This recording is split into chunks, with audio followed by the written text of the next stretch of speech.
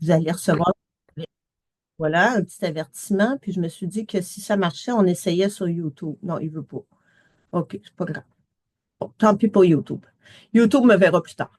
Alors, bienvenue pour ce troisième Midi Rencontre déjà. Donc, déjà le premier où on a abordé, dans le fond, tout ça, c'est dans le thème du plaisir de lire. Pourquoi le plaisir de lire? Entre autres parce que je vais vous proposer, ou je vous ai déjà proposé en fait, un projet, le projet Plaisir de lire qui me tient beaucoup à cœur et qui en ce moment prend forme avec Stéphanie justement, là. Alors, c'est une nouvelle version d'un projet que je tiens depuis des années déjà et pour lequel j'ai beaucoup d'amour. Mais bref, tout ça tourne autour du plaisir de lire de façon générale. Et je le sais que comme parents, parfois, on est confronté à des enfants qui vivent des enjeux qui les mènent à être convaincus eux-mêmes qu'ils n'aiment plus lire. Puis ils se croient, là. Et je sais, j'en ai vu, là, quand j'ai fait les portraits de départ, j'ai rencontré des enfants, ils sont sûrs qu'ils n'aiment pas lire, là, eux autres, là. Qu'est-ce qui se cache en arrière de ça? Ben, c'est là qu'il faut aller creuser bien souvent. Mais aussi, ce sont des parents et aussi des grands-parents, parce qu'il y a des grands-parents qui sont avec nous, qui accompagnent de très près leurs petits-enfants. C'est vraiment beau de voir ça, c'est très agréable. Alors, donc, c'est une affaire familiale, puis c'est exactement ça, là, dans le fond. C'est un écosystème qui gravite autour d'un enfant, puis bon, tout ça, ça fonctionne ensemble. Mais bref, des accompagnants pour nos enfants qui, des fois, ne savent plus à quel sein se vouer. Ça vient à un moment donné où on peut, c'est très possible et très envisageable et très correct de se dire que là, on est dépassé par les événements, qu'on ne sait plus quoi faire. On ne sait plus comment aider notre enfant. On veut toujours le meilleur pour nos enfants, bien sûr, mais ça ne veut pas dire que c'est inné, instinctif, puis ça ne vient pas avec un mode d'emploi. Avoir un enfant, ça ne vient pas avec un mode d'emploi. L'accompagner dans ses apprentissages, particulièrement s'il rencontre des enjeux, et c'est probablement pour ça, là, ceux qui regardent l'atelier, que ce soit en direct ou en différé, que vous êtes là. Il n'y a pas de recette magique et ça ne vient pas avec un mode d'emploi. Mais reste que des choses que comme parents ou comme accompagnants, comme grands-parents, bref, comme personne attachée à un enfant qui vit des enjeux puis qu'on veut accompagner, ben, il y a des choses qu'on peut faire. Il y a des choses qui sont en notre pouvoir et qu'on peut mettre en place pour venir, entre autres, protéger notre relation. Donc, oui, nourrir l'apprentissage, bien sûr, ça reste qu'on veut ça, mais la priorité avec un enfant qui vit des enjeux, qui veut plus lire, qui veut plus aller à l'école, puis tout ça, c'est votre relation avec lui.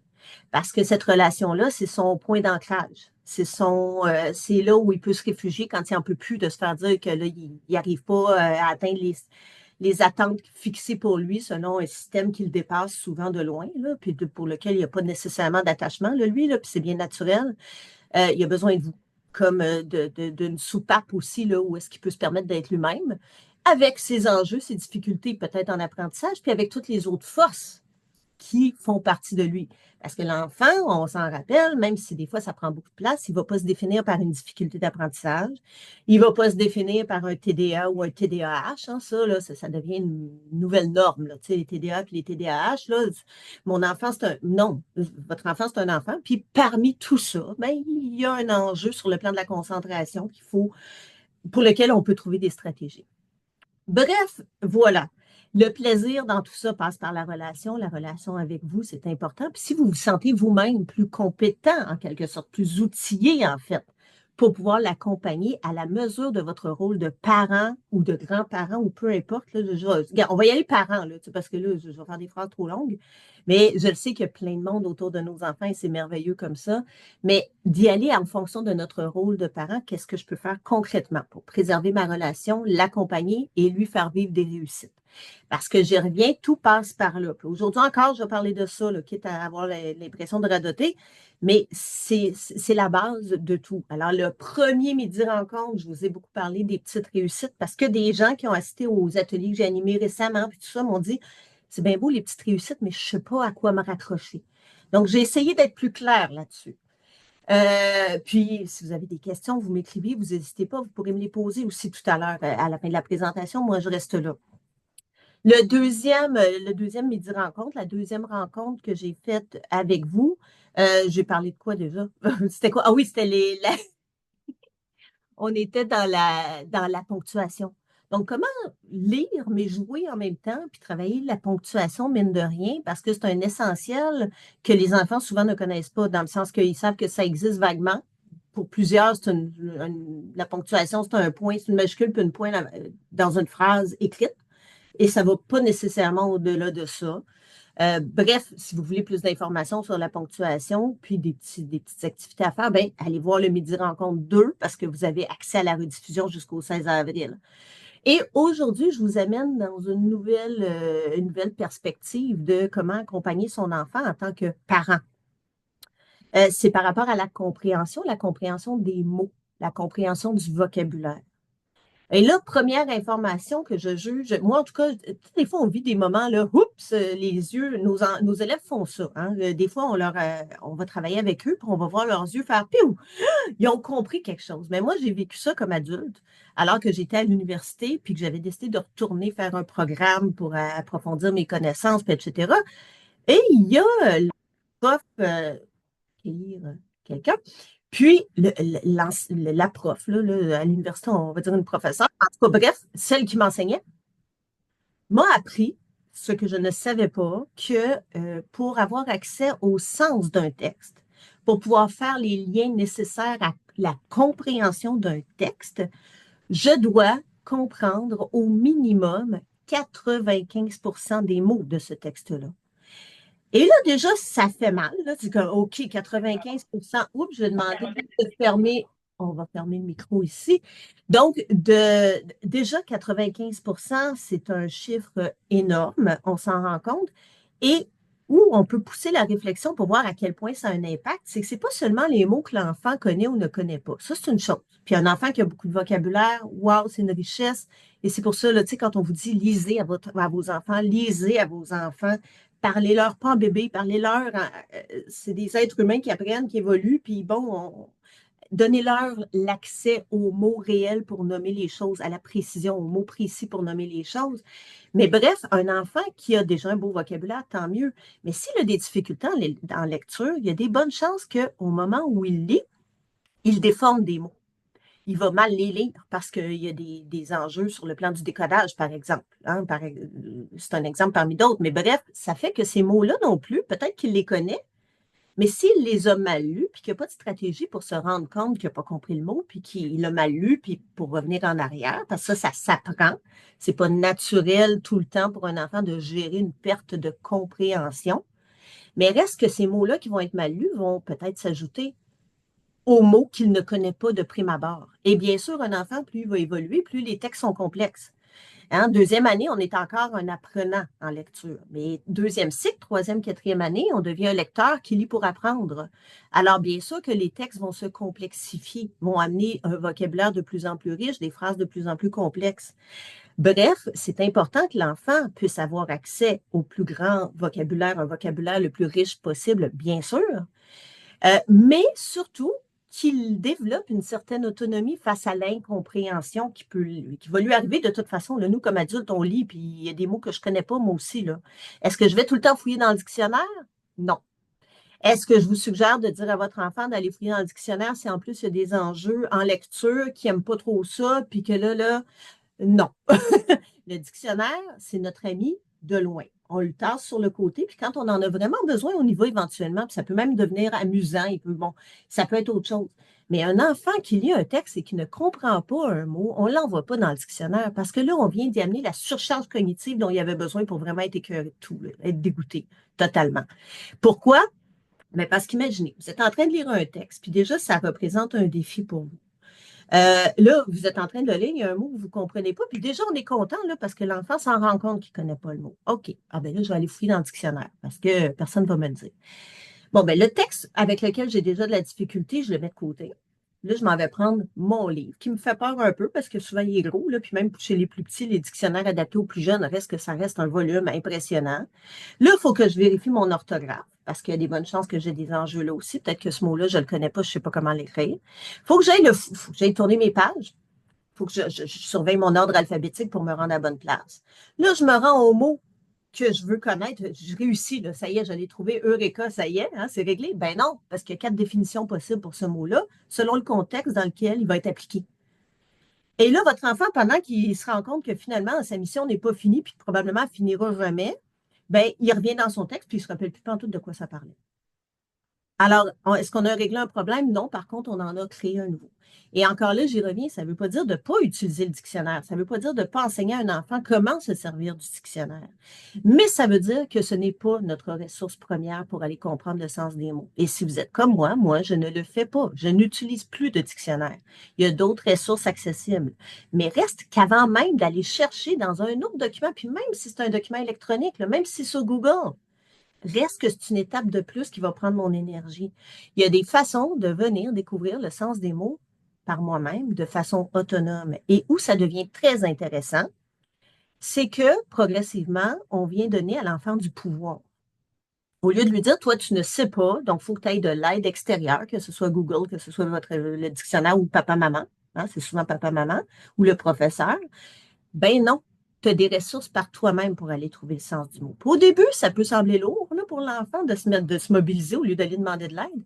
Mais avec le temps, on est en train de créer ça. On donne du pouvoir à un enfant sur un code qui est difficile, un code qui peut sembler hermétique, qui l'est à plusieurs points de vue, mais qui a souvent un sens. Et quand on donne le sens à l'enfant, quand on donne le sens à son parent aussi pour qu'il le comprenne davantage, ben il y a toute une peur de ça, puis un sentiment de ne pas avoir de contrôle sur rien, puis d'être impuissant qui vient de s'estomper, peut-être pas disparaître, mais au moins s'alléger un peu. Ce qu'on peut avoir comme contrôle, ben prenons-le, puis enseignons à nos enfants à l'avoir, ce contrôle-là aussi.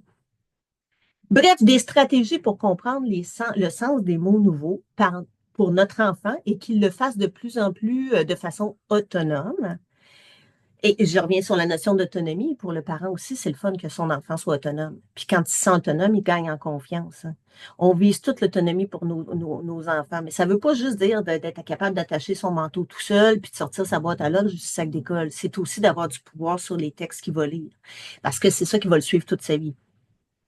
Donc, comment agir sur les mots, surtout en sachant qu'il faut comprendre 95% des mots d'un texte qu'on va lire? Ben, il y a des petites stratégies bien simples dont je vais vous parler.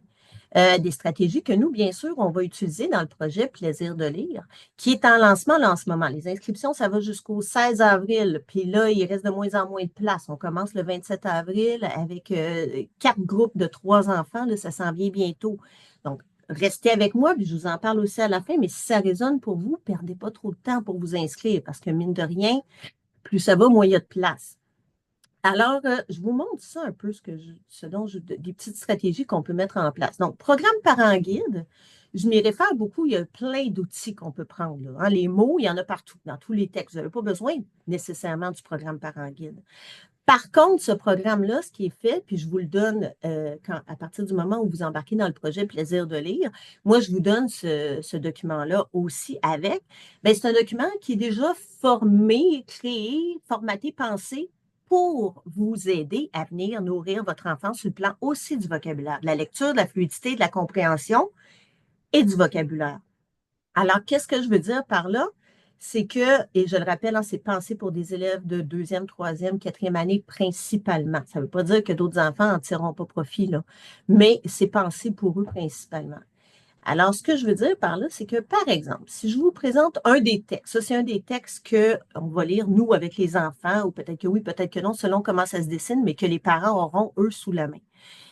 C'est un texte qui fait partie d'une espèce de roman. Ça se divise en chapitres. Bref, et là, je vous montre une version dans laquelle il n'y a pas d'annotation. Parce que tout au long du projet Plaisir de lire, on va lire des textes qui vont offrir des défis différents aux enfants, que ce soit sur le plan de la ponctuation, que ce soit sur le plan de la lecture par groupe de mots. Attends, je l'ai vu tantôt. Alors ici, on est encore dans la ponctuation, mais il y a la lecture par groupe de mots, une autre stratégie de lecture de compréhension très pertinente et accessible. C'est faisable quand on en prend conscience. On va travailler sur les liaisons. Mais là, ce que je veux vous montrer, c'est un texte sans les petits outils dont nous, on se sert pour mettre en évidence une stratégie à développer. Donc, un texte tout nu, en quelque sorte. Et dans les textes qu'on a créés, que j'ai créés, en fait, ben, il y a toujours l'idée d'avoir des mots qui sont formés de morphèmes. Morphème, ça fait peur peut-être comme mot quand on n'est pas familier avec ça, morphologie. Puis là, ouvrez grand vos oreilles si vous voulez aider vos enfants là-dessus parce que c'est une base essentielle, c'est une clé pour avoir accès au sens de ce qu'on lit. Puis lire, ça sert à quoi? Ça sert pas à lire un nombre de mots à la minute, là. Ultimement, ça va m'aider à mon objectif final. Mais lire, ça sert à comprendre. C'est tout, là. Peu importe le nombre de mots, bien sûr que plus ma lecture est fluide, plus ça va être facile d'accéder au sens, absolument. Mais reste que ce que je veux, c'est comprendre. Donc, avoir du pouvoir sur les mots, ben, la morphologie, c'est une des principales clés, je vous dirais, à ce sujet-là. Alors, ce que ça veut dire, c'est que, par exemple, des mots comme fourmiller, hibernation, printanier, ben, ce sont des mots qu'on va retrouver dans les textes de ce chapitre-là, qui vont revenir dans les trois textes. Pourquoi dans les trois textes? Avant d'entrer dans la morphologie, je vous le dis tout de suite, c'est parce que ce qu'on veut développer chez notre enfant pour l'aider sur le plan du vocabulaire, c'est un vocabulaire qu'on va appeler réceptif dans un premier temps. Réceptif, ça veut dire que quand j'entends le mot, là, mettons que vous parlez avec moi, vous utilisez ce mot-là, ben, je le comprends. Je comprends de quoi vous parlez. Puis des fois, on pense que les enfants comprennent pas mal plus de mots que la réalité. Il faut aller vérifier des fois là, dans la réalité. Mais bref, réceptif, je reçois le mot, ben, je suis capable de le comprendre, je vais comprendre le contexte. Il y a aussi le vocabulaire qu'on va dire expressif. Expressif, c'est que l'enfant, non seulement il est capable d'interpréter le sens quand je l'utilise dans une phrase, moi comme adulte qui lui parle, mais en plus, il va être capable, lui, de l'insérer dans une phrase et de s'en servir correctement. Là, ça veut dire que le mot, là, il est acquis. Là, ça y est, là, on vient de franchir une étape.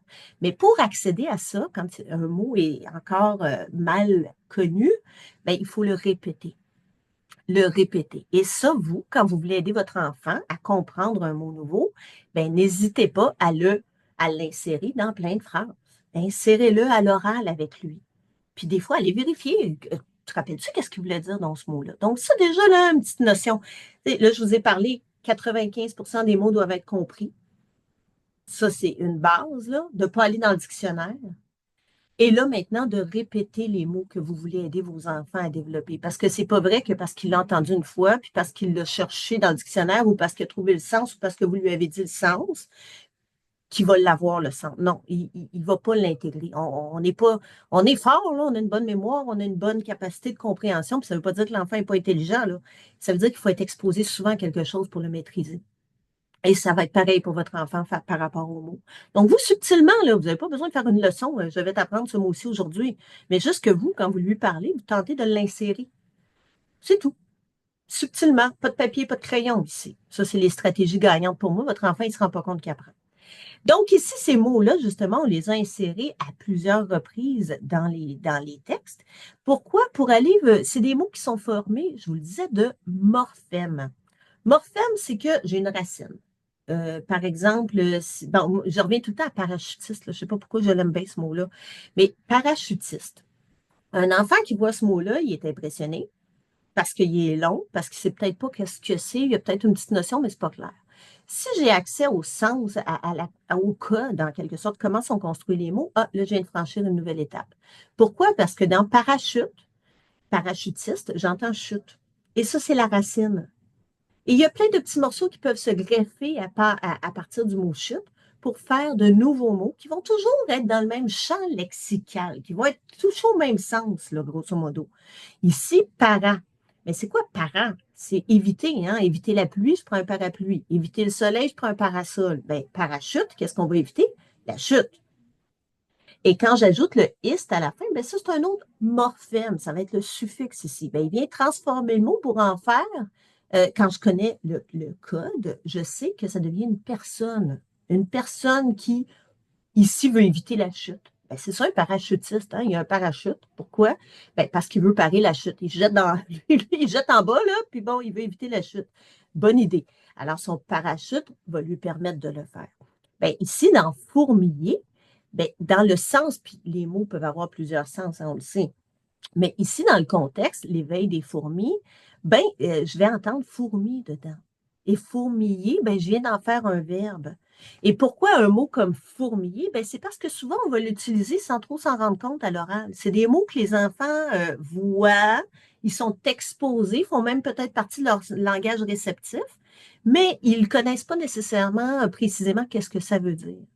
Bien, ici, je vais pouvoir venir soutenir mon enfant. Alors, quand on le dit, C'est le cas de le dire, ça fourmille. Ben, fourmille, ça se peut très bien que votre enfant ne comprenne pas qu'est-ce que ça veut dire.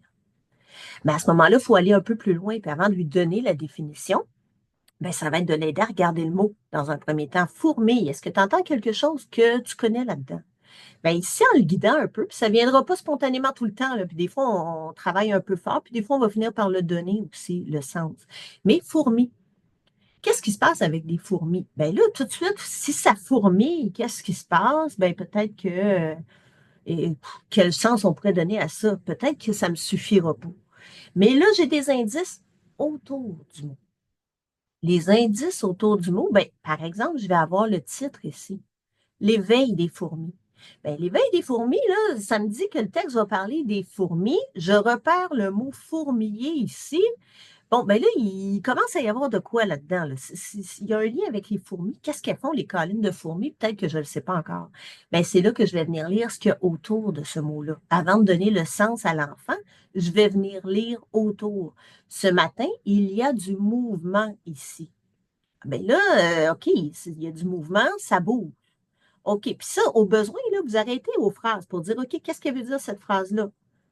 Je n'embarquerai pas dans les stratégies par groupe de mots parce que là, on va se perdre, puis ça pourrait être un autre midi rencontre. Mais reste qu'on y va par petites phrases. Qu'est-ce que ça veut dire? OK, ça bouge. Il y a du mouvement, là, ça bouge. Toute ma famille de fourmis commence à se réveiller. Oh, là, on a une nouvelle information. C'est une fourmi qui me parle. Et ça se peut que votre enfant ne le comprenne pas du premier coup quand il va le lire. Mais toute ma famille de fourmis commence à se réveiller. Bien là, on peut faire du travail de compréhension ici. Et ça va me permettre peut-être, ou du moins, ouais, ça va me permettre peut-être de déduire que quand je dis que ça fourmille, c'est le cas de le dire. C'est le cas de le dire, ça fourmille, ben, qu'est-ce qui se passe? Ça bouge beaucoup. Il y a beaucoup de mouvements autour de moi. Alors, ça, c'est des petites façons de guider. Donc, aller chercher la racine du mot. Aider l'enfant là-dedans, là. Ça ne veut pas dire qu'il va le faire spontanément. Puis souvent, j'ai vu, là, la semaine passée, je faisais un portrait de départ avec un des élèves qui va participer au projet Plaisir de Libre. J'ai trouvé ça magnifique parce que l'enfant, je lui demandais le sens de certains mots parce qu'on travaille la compréhension. Et puis, sur le coup, lui, les mots, là, des mots comme garçonnet, il était incapable de me dire ce que ça voulait dire. Puis, à un moment donné, ping, j'ai vu les yeux qui ouvrent de même, là. Il est tombé sur le mot roulette. Puis là, quand j'ai demandé qu'est-ce que ça voulait dire, sa première réaction, ça a été je ne le sais pas. Puis moi, dans ce contexte-là, je ne l'aide pas, là. Ce que je veux, c'est savoir comment il se débrouille. Sauf que là, par lui-même, il s'est rendu compte qu'il entendait le mot roux. Et cet enfant-là, qui ne veut pas lire, qui m'a bien fait comprendre qu'il détestait ça, qu'il n'aimait pas ça, puis etc., ben, je l'ai vu. Je lui ai pas dit, mais à sa grande surprise, lui-même, probablement, être surpris, étonné, content, parce que, hey, ça doit vouloir dire une roue. Ah oui, qu'est-ce qui te fait dire ça? J'entends le mot roux dedans. Et là, vous voyez ce que je viens de faire là, c'est de nommer qu'est-ce qu'il a fait pour arriver à ça. Et ça, vous aussi, c'est important avec vos enfants. Parce que là, lui, il a eu l'instinct de dire, hey, j'entends un roux, ça se pourrait bien que ce soit une roue.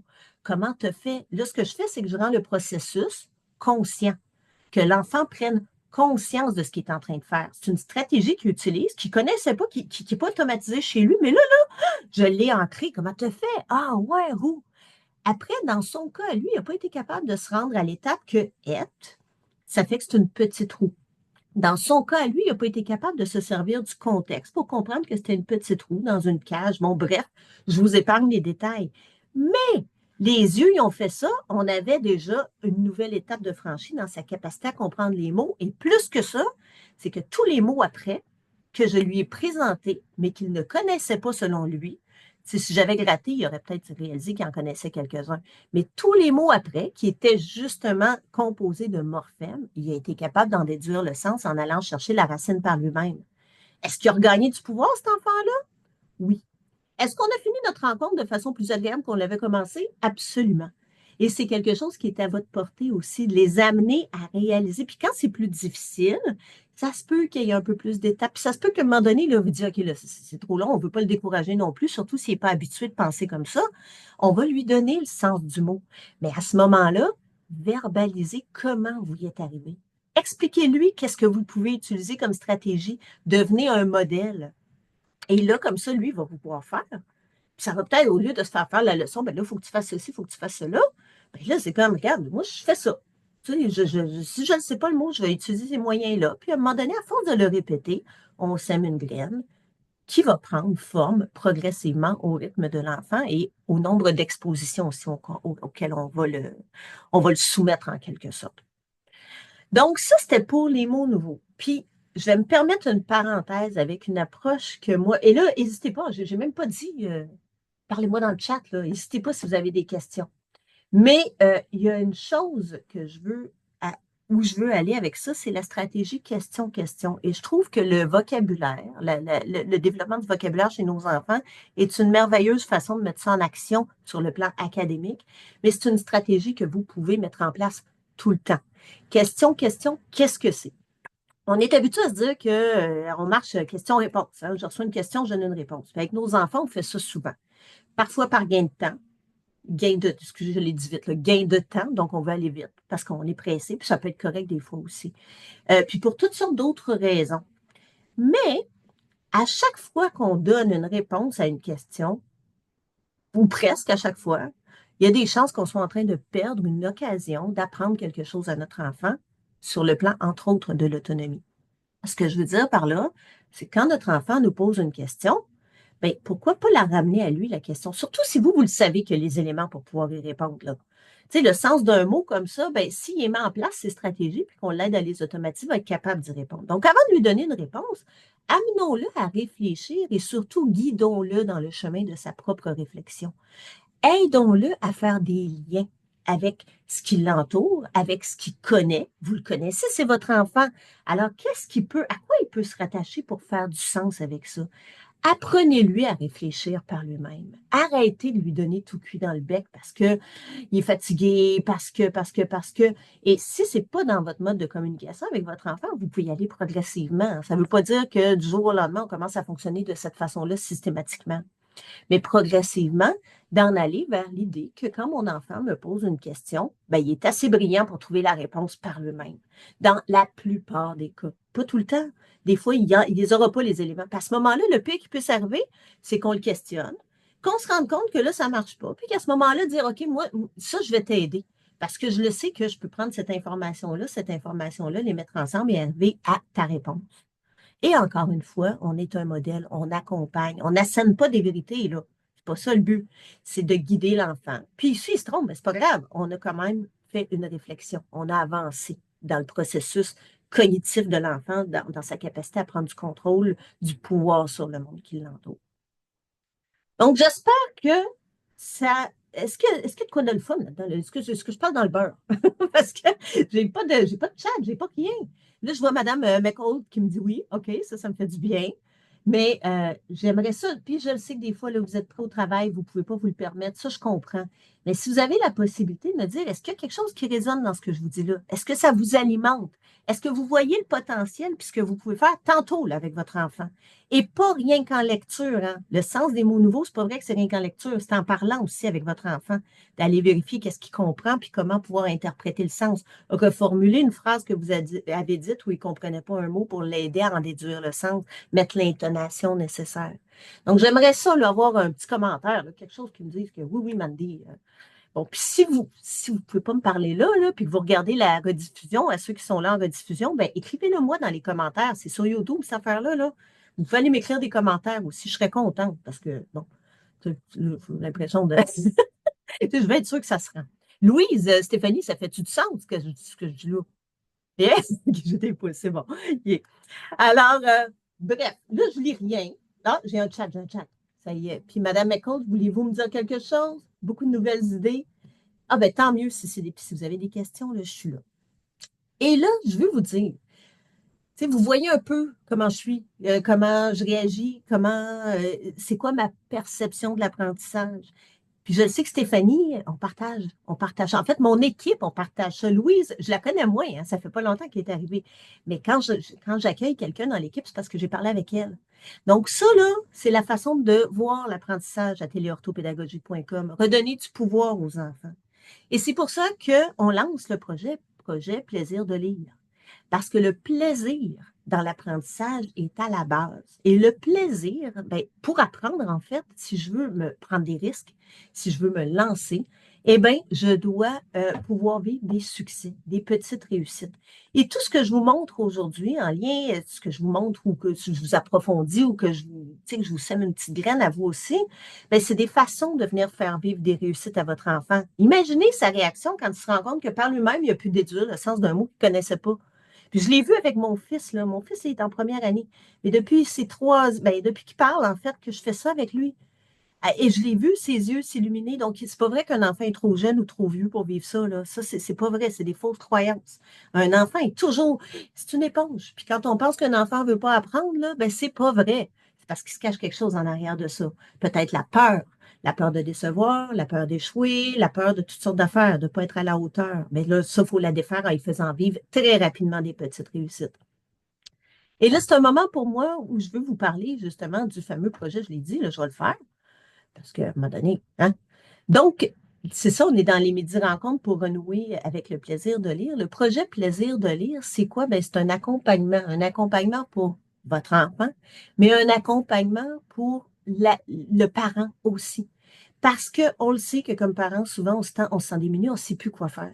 Donc, si vous vibrez là, avec ce que je vous dis depuis tantôt, puis cette façon-là d'accompagner votre enfant en tant que parent, en tant que, parce que votre rôle à vous, c'est celui d'un parent. Bien, restez avec moi pour découvrir le projet Plaisir de lire parce que bientôt, les inscriptions vont être terminées. Ça va être pour une autre fois, peut-être. Donc, renouer avec le plaisir de lire. Dans le fond, là, on reste dans la notion de plaisir. Ce que je veux proposer à votre enfant, je veux lui donner du chocolat. Il aime tout ça, le chocolat, votre enfant? Il y en a qui n'aiment pas ça. Ça me surprend toujours, là. Non, mais bon, ben, appelez ça un bonbon ou un ananas comme il aimera, là, c'est pas grave. Ça m'étonnerait que ce soit le brocoli, son dada, par exemple. Alors, le brocoli, c'est quoi? C'est ce que moi, comme orthopédagogue, comme Stéphanie, comme orthopédagogue, on sait qu'on va lui amener. Ça, c'est notre travail.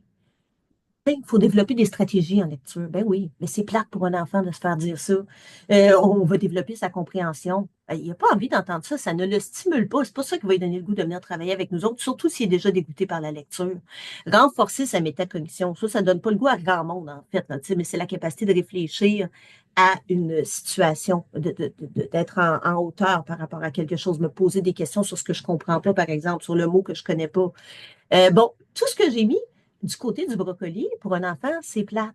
Moi, je le sais qu'il en a besoin, par exemple. Stéphanie, elle sait qu'il en a besoin.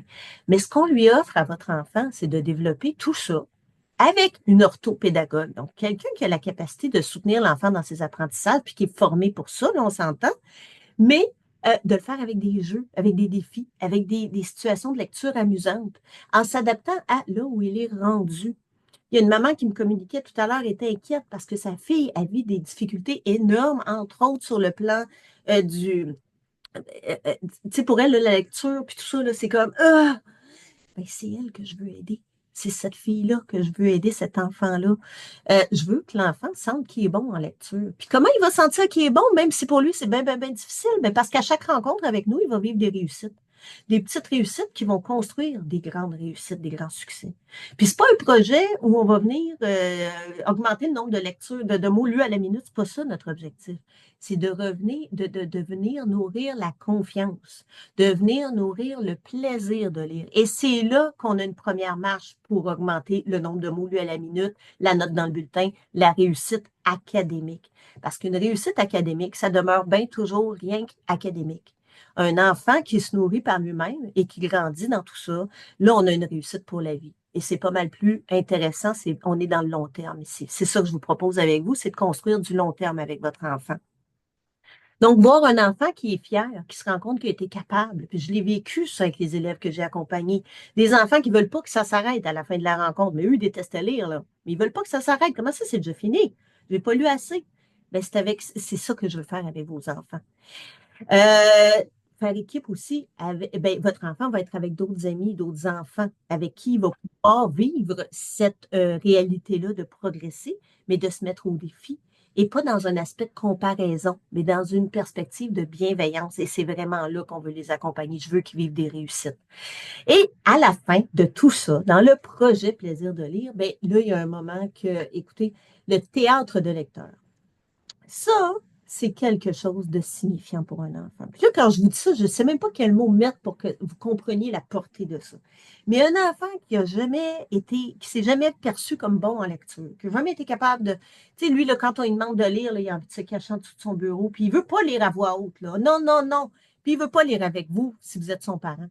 Mais cet enfant-là, quand il va se rendre compte qu'il est capable, lui, de un, d'inventer un personnage, parce que c'est eux qui, la pièce de théâtre, ultimement, c'est eux qui la créent, là, qui créent le contexte de la pièce de théâtre. Nous, on leur fait les textes, qui va être capable de lire son rôle. Il n'a pas besoin de l'apprendre par cœur, c'est pas ça l'objectif, mais il va pouvoir lire son rôle, être enregistré, pouvoir montrer ça à sa famille et ses amis. Essayez d'imaginer, projetez-vous dans ce que cet enfant-là va vivre, comment il va être nourri par un tel projet. Et ça, j'y tiens profondément. Le théâtre de lecteur, pour moi, c'est un ancrage dans ce projet-là. Ça les stimule tout au long et l'idée de diffuser, de montrer ce qu'ils ont fait, ce qu'ils ont appris, comment ils sont bons, c'est une nourriture pour l'âme et pour le parent aussi, parce que là, vous allez le voir concrètement, là, ce qu'il va vivre. Et on l'enregistre, bien sûr, donc vous avez une trace, là, toujours. Et quand il va douter, votre enfant, vous pourrez dire, va regarder ton théâtre de lecteur, rends-toi compte de tout ce que tu es capable de faire. Alors, c'est ça. Donc, le parcours du projet Plaisir de lire, je ne veux pas rentrer dans les détails parce que je l'ai présenté beaucoup dans le deuxième midi. Mais dans le fond, c'est que là, si ça vient là pour vous, inscrivez-vous rapidement parce que moi, je fais les portraits de départ en ce moment. Là, j'en ai déjà 3 de faits, j'en ai d'autres qui s'en viennent, des rendez-vous qui sont pris.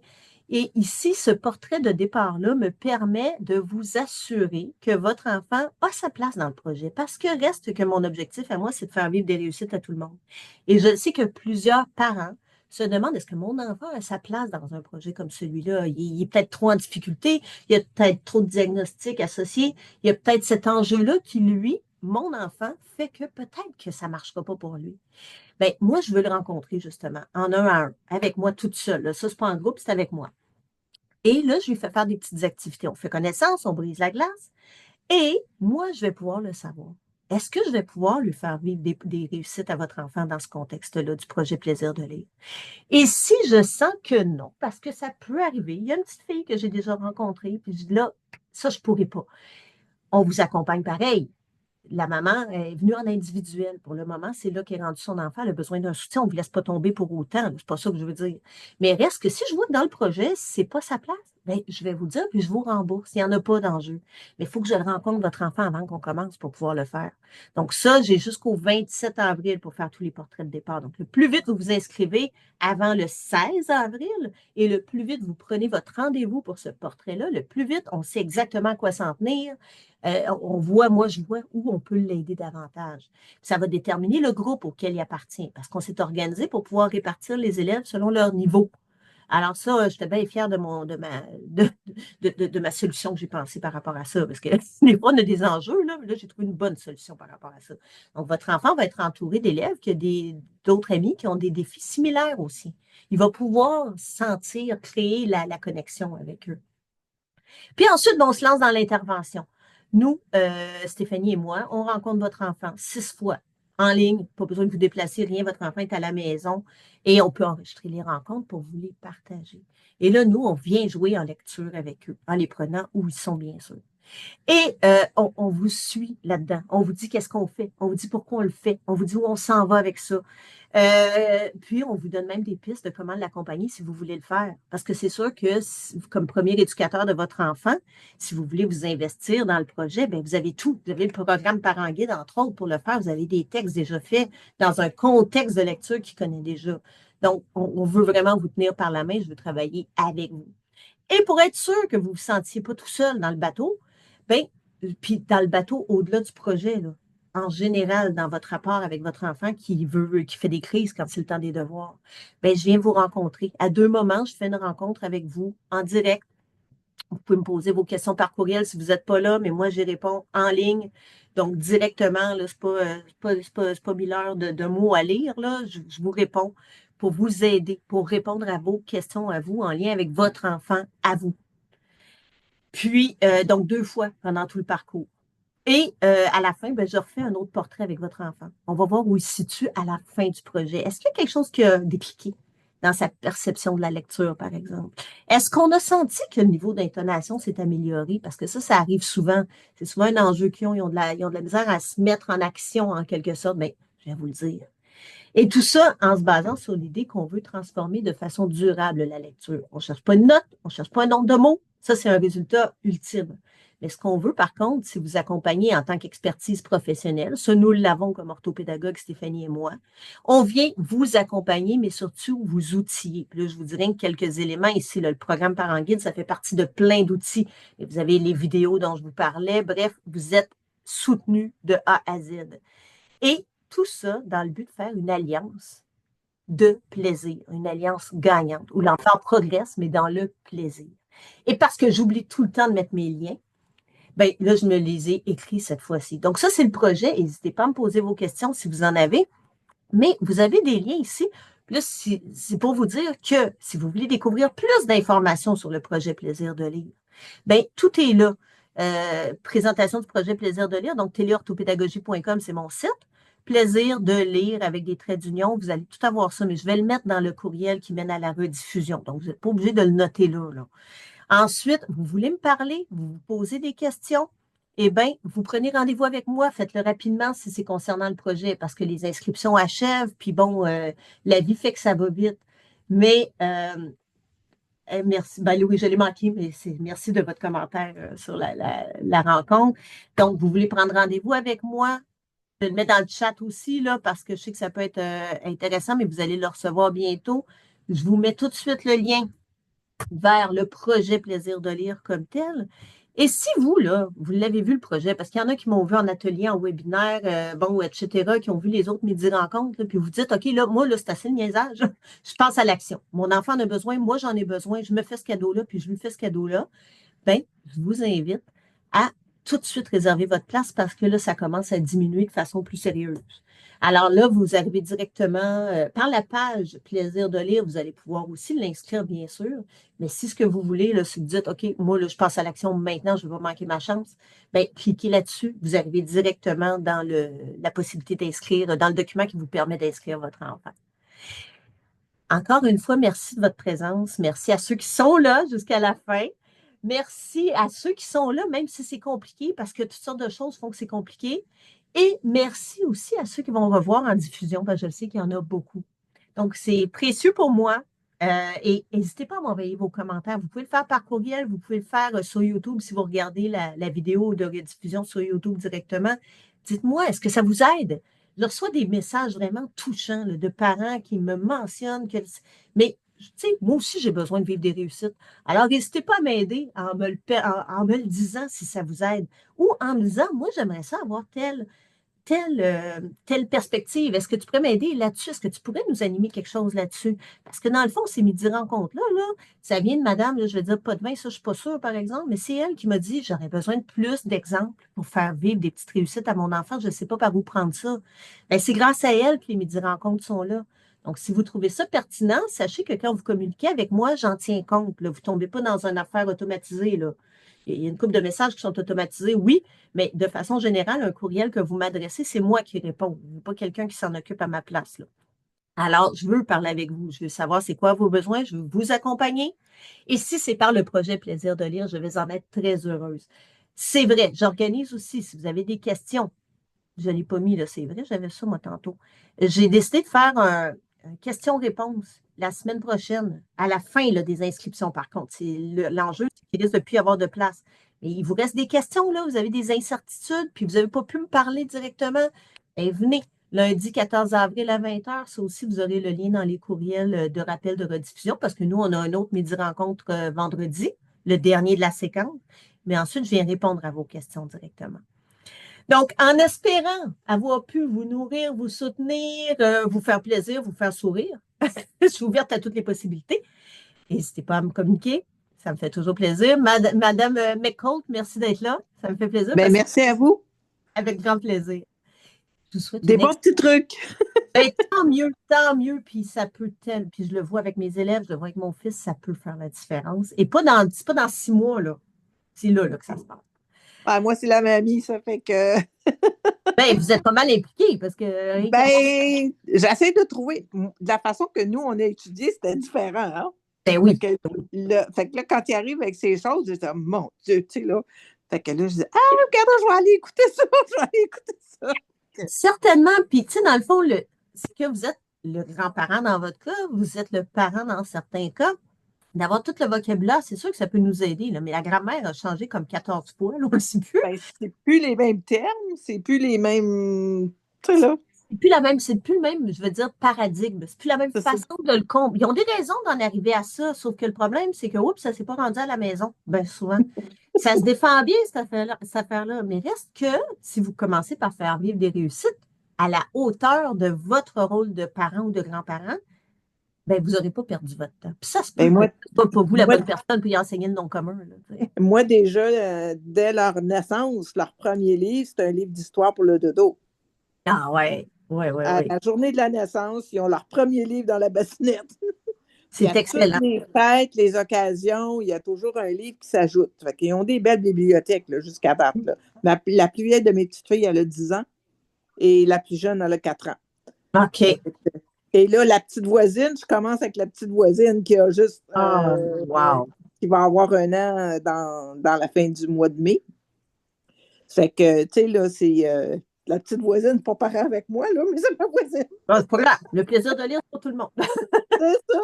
Fait que je dis. Puis là, ben, juste les trucs que tu m'as donnés déjà là, pour essayer de changer son mindset qu'il a sur le. Il faut dire que oui, on a parlé anglais-français parce qu'on est bilingue. Ah ouais. Mais là, il dit, ben moi, je vais aller juste à l'école anglaise. Ben, j'ai dit, t'as pas le droit. Au Québec, il faut aller à l'école française. Mais il dit, c'est ben trop compliqué. Ben, c'est ça, c'est d'apprendre à reprendre un peu de contrôle, un peu de pouvoir C'est ça. là-dessus. Ouais. Fait que les petits trucs que Je tu ne m'as suis pas donnés, la ça. seule, mamie. Non, non, non, non, non. C'est la première fois que ça m'arrive. Hein, là. J'ai beaucoup de courriels de grand-mamans comme ça qui s'impliquent auprès de. Je trouve ça tellement le fun. Il va falloir que j'ajuste mon vocabulaire, là, mais Non, mais c'est juste d'essayer de comprendre la nouvelle façon d'enseigner d'aujourd'hui, Ouais, qui est complètement différente de notre époque. Fait que très différent. Très c'est ça. différent. bon, oui. Merci beaucoup. À la Merci beaucoup. prochaine. Avec Au plaisir, à revoir. bientôt. À Merci. bientôt. Bonne fin de journée. Merci. Merci de votre présence et de votre implication. C'est tellement Bye apprécié. bye. Au revoir.